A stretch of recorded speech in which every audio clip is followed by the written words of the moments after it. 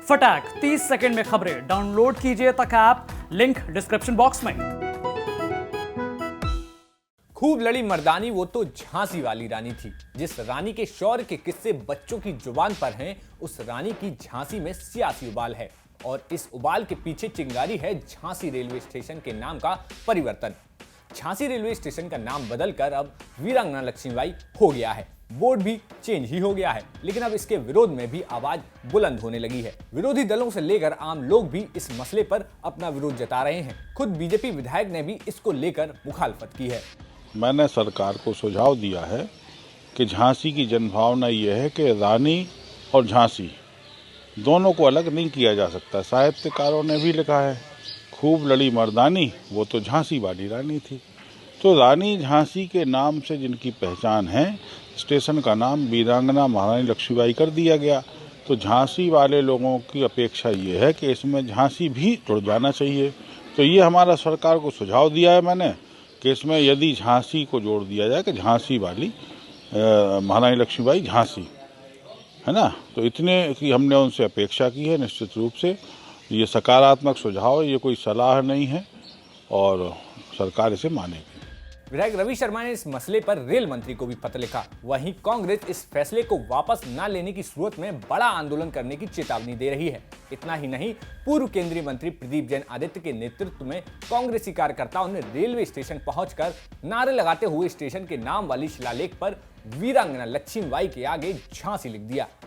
आज पूरे झांसी के लाखों लोगों की भावना थी, देश के करोड़ों लोगों की भावना थी कि वीरांगना महारानी लक्ष्मीबाई, जिन्होंने एक अमर उद्घोष किया था मैं अपनी झांसी नहीं दूंगी, उनके स्टेशन पर उनके नाम के पीछे झांसी जरूर लिखा जाए। लोग कहीं हस्ताक्षर कर रहे हैं, पत्र लिख रहे हैं और उनके ही दल के लोग लिख रहे हैं, लेकिन ये सरकार कुंभकर्णी नींद में सोई है। आज हमने झांसी की जनता की भावना को इस शिलापट पर लिखा है और अगर इसको रेलवे वालों ने मिटाया तो हम लोग इसको निरंतर लिखते रहेंगे और जहाँ जहाँ भी झांसी लिखा है वहाँ हम झांसी रानी वीरांगना लक्ष्मीबाई के नाम के आगे लिखेंगे। करोड़ों जनता की जो भावना है इस बुंदेली माटी के प्रति, वीरांगना लक्ष्मीबाई के प्रति, वो माटी को सम्मान देने के लिए इस सरकार को झुकना पड़ेगा। आज झांसी की रानी की तलवार नहीं ला सकते। मोदी जी झांसी में आए थे लेकिन तलवार की बात नहीं कर रहे। जो नाम था उस नाम में भी तो ये झांसी के साथ खिलवाड़ हम बर्दाश्त नहीं करेंगे। झांसी की तलवार दें और इस नाम के आगे झांसी लिखा जाए। वहीं अब रेलवे स्टेशन के नाम में झांसी जोड़ने को लेकर भी व्यापार मंडल की ओर से हस्ताक्षर अभियान और विरोध प्रदर्शन भी किए जा रहे हैं। हमारी झांसी वापस दो, हमारी झांसी वापस दो, हमारी झांसी वापस दो। मैं अपनी झांसी नहीं दूंगा, मैं अपनी झांसी नहीं दूंगा, मैं अपनी झांसी नहीं दूंगा, मैं अपनी झांसी नहीं दूंगा।